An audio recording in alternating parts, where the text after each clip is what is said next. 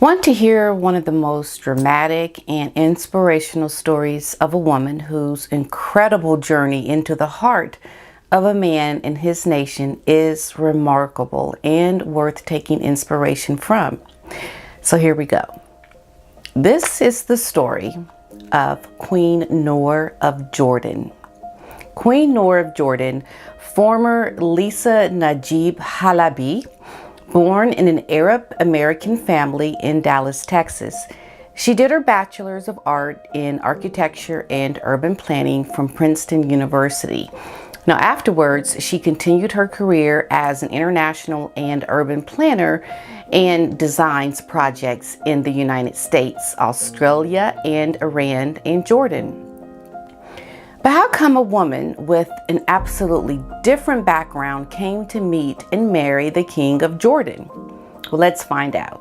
In an evening in Tehran, someone told Lisa in her future in a traditional Middle Eastern way, flipping her coffee cup and reading the patterns. She saw that she was going to marry someone with aristocratic background, someone from her land ancestors. And it turned out that that prediction was right. That man was King Jordan of Hussein. She wrote it in her book, Leap of Faith. In 1976, Lisa met Hussein, the King of Jordan, on an airport runway. Then she became friends and they tied the knot within 2 years of their relationship.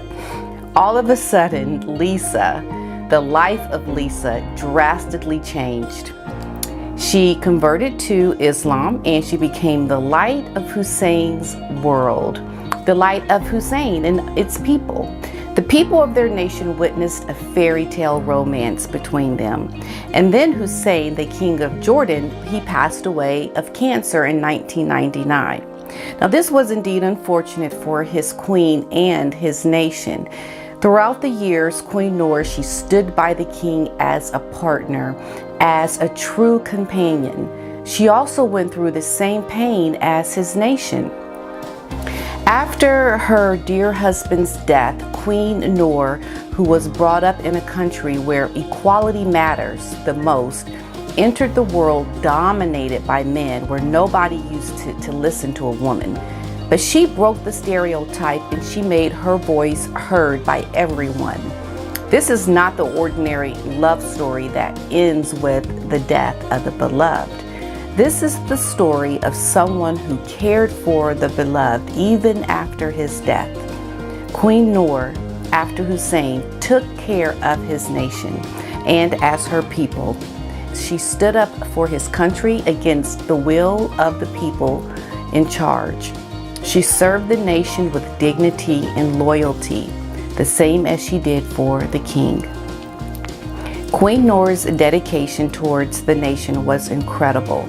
She then became the cause of improving the lives of the others and an inspiration to many. You must have heard so many inspirational love stories, but what I believe that when you look at someone and you love that person, you care for him, and ultimately you do start to care about what he cares about and what he loves, and you respect what he respects. And this is clearly what is reflected in the love story of King Hussein and Queen Noor. Now wait, what are you thinking? End of the story? No, that's not it. There is so much more to the life of Queen Noor that you must want to know about. And I will be talking about that in the next exciting chapter of Queen Noor's life that you don't want to miss. Stay tuned for that. But in the meantime, I want to talk to you about some comparisons and what can be learned from this as a woman who has married into a culture completely different than that of her own. And you can see that Queen Noor, she was able to take on the love of the country that her husband was from. She was willing to make that sacrifice because she truly loved her husband. The difference we know with our most famous couple, the Megxit couple, is that, you know, Harry, when I look at Harry, he didn't really stand for anything. He blew with the wind, and he essentially was waiting for the right woman to come into his life that was going to help him establish or let him know, what do I like, what do I love, what do I respect. And when that woman came, it just happened to be Megan, who was able to say, okay, I will take your hand and I will guide you to show you what you love and respect. Queen Noor, she saw that her husband had a great grounding in tradition and something that was greater than what she was. And she took that responsibility of his life, and she was able to make it her own and to respect it. And even after the king died, she still respected the things and values that her husband had served all his life, and she made it her own, and she was able to make it better. And people loved her because people respected her because of how she treated her husband. And when I was doing the research and looking into Queen Noor and her husband's life, you know, you can really appreciate that Queen Noor had something that she was going to give to any husband that she would eventually marry. And he just so happened to be a king. But like Prince Harry, he may not have been a king, or he may not have had the tradition of being the future king of England. But what he did have is he had the things that he was doing with his Invictus Games. He had his charities, he had his military. He had the things that made him who he was, and he had his family, the traditions behind his family. He's sixth in line still to the throne. And so coming into this royal marriage, Meghan Markle could have easily adapted to what she married into. And part of it is that Harry didn't even know himself who he is, or he still doesn't know. And this is why he's following Meghan. And this is why Harry was so easily able to be manipulated to do what he's doing now, is because he could never find his grounding of who he was. And because of that, he has lost who he is completely now. You would think his wife would come in and help him find who he is. But this is a woman who married him who was more concerned about herself. And so she took this husband and manipulated him to say, hey, look, you gonna like what I like. You gonna do what I want to do. Because it's not about you, Harry. You here to make my life better. And this is a perfect example looking at the history between Queen Noor and her husband, and how Queen Noor came into her husband's life and was able to adapt to it. So it's a really great lesson to see how Meghan is right now with her marriage with her husband, Prince Harry, because we should all know that this is not the way you do it. This is not the way you do it. If anything, if Meghan wanted to learn anything from her experiences, from being married to a prince, she could have looked at previous women who have married into a monarchy if she had those true feelings of love. But we know she doesn't, and this is why we're seeing what we see with this couple right now, with Harry and Meghan. There's no true love. It's a woman who is out for herself, and she has taken a man who didn't know what he wanted to do, couldn't decide what his life was all about, and he just took to whatever it is that Meghan brought to him, and he was like, okay, I'm gonna do what you say, because what Meghan wants, Meghan gets. That's it for this one, and I will be back with part 2 of my story on Queen Noor. I hope you liked it. Leave your comments below. I hope you enjoyed the first part of my vlog about Queen Noor, and here is part 2. So, the unpredictable marriage of a young Arab American woman to the King Jordan Hussein. It was indeed a shock for the nation of the king. But their 21 years of happy marriage left the whole nation stunned. The people loved Queen Noor, the lady who is loyal and serves country with the same dignity as the king used to. The royal marriage awarded the queen with 8 children, which was from the king's former wives. Although Queen Noor was the king's 4th wife, the king never ill-treated her. After getting married, Queen Noor immediately took the responsibilities of a wife and mother, and afterward as a queen of nation. It seems that some of the positive outcomes we encountered in Lisa growing up in a moderate Arab American family were self-reliance and the eagerness to serve humanity. Lisa was eager to help the king's nation. She wanted to improve her people's lives, and although the authorities did not welcome her, she did it anyway. Queen Noor, having a great interest in international urban planning, enthusiastically took to the official responsibilities. She concentrated on the typical educational system of Jordan and also took notice of talented young youth going abroad. She also made an effort to build a high school for differently able children. She has always been committed to the people, the culture, and natural assets of Jordan. She continues to fund for preserving and cherishing Jordan's culture. She manages it from a form of Arab American Children's Congress that aims to emphasize with their shared culture. Queen Noor was very sensitive to the issue of women's rights. And in a country where all the men are against giving women their rights, Queen Noor took it up a step and she opened up a women's job opportunity center and made them participate in the development of projects. So later on, she also set up the Noor Al-Hussein Foundation in 1985, aiming to make profitable efforts for development and strategies for tackling the problems in a purposeful manner. Queen Noor was also a great writer. She wrote a book named Leap of Faith, Memoirs of an Unexpected Life. The book reflects the whole life and the sentiments she went through all those years.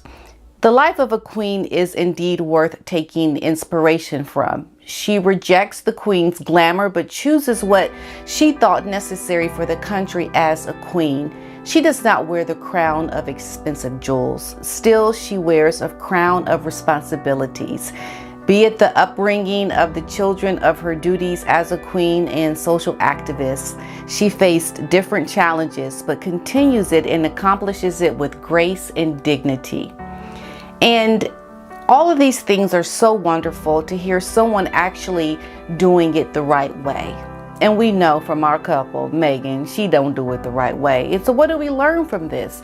We learn that when you make a choice, something that has this big of a choice, marrying someone from another country, if you are given the things that you need to work and to thrive in the respected establishment in which you have married into, then you take that and you build on it and you don't go against it. Because going against it only tells us that from the beginning you never wanted to be a part of it. And with Queen Noor, she knew the choice that she was making. She stepped into this role as queen, first and foremost having the love of her husband, and then taking on the things that were important to him, and then going and continuing his legacy after his death. She has made a great impact into the world. And we learned that from Megan's example, she has done it the complete opposite way, which is not a way to win over fans or to win over support, to win over people that will want to, see you grow and to do well. Everything she did was in opposition to her husband's family. How does that look? How does that tell you that she loves her husband by doing that? So you have to understand that looking at Megan's example and how she married into the royal family and how she behaved and the choices that she made, she could have gone the complete opposite. But doing that would have meant that she would have to give up her own personal interests. Or she would have had to do things that she just really didn't want to do. And we see from Queen Noor's example that she took this situation from her marriage to King Hussein and she made it work because she was committed to it, because she knew what she was marrying into, and he as well as being committed to her. And when you see it work and when you see a good example, you should speak about it. And so for me and all the things that I've talked about with Meghan Markle and her husband, Prince Harry, we can see that they've made a lot of poor choices. They've done things that would not set a good example. But we see that there are good examples, just like Princess Grace and others. And I'll continue to speak about them as well. But I think it takes great inspiration, and it gives great inspiration to future wives who may end up marrying into other royal families, to see that you can marry into a royal family and you can make it a situation where it is successful. And I know that that is something that will happen again someday. But our current example with Harry and Meghan just isn't it. As unfortunate as it is, it is not. But I'm glad to see that Queen Noor was able to take her responsibilities and to be committed to them, even though it was hard. Because imagine, she's going into a country where they don't even like women. Imagine all the opposition she had going into, her marriage and trying to make things different. It was hard. It was tough. But when things were tough, what did she do? She kept working at it. She kept trying to build on something that her husband felt strongly about. And you can see that her commitment has paid off. She's continuing to do things to help the children of Jordan, and her inspiration is something that should not be overlooked, because I don't want to always look at someone who is doing it the wrong way. There are people that are doing it the right way. And we do know that Catherine is doing it the right way as well, as with her marriage to Prince William. And that's just a lovely story. And I'm just so happy to see that they are continuing with their work in the royal family, despite the things that we see happening with the COVID and the pandemic and everything. It's so tragic. But it says a lot about you when things get tough. How do you respond to that? How did Meghan and Harry respond to it? And then how did William and Catherine respond to it? Completely different. And we know that Harry and Meghan are all out for themselves. They just want to do things that are going to help themselves. And when you have that kind of a platform, that kind of a presence, you're doing something that people just can't get behind, because you're looking for support to make yourself bigger and greater, rather than using that position to help those who are less fortunate, because that's the only reason why you would have a platform that great, is to help other people, right?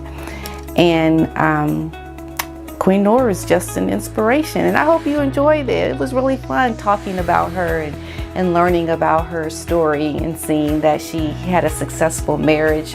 She was with her husband for 21 years till he died, and is still committed to his legacy and the things that he did before they met. And that's the way you do it. If you want to learn something, Miss Meghan, watch the history of Queen Noor, and then from there, maybe you can start to do things the right way. I don't know. Okay, you guys, until next time, bye-bye.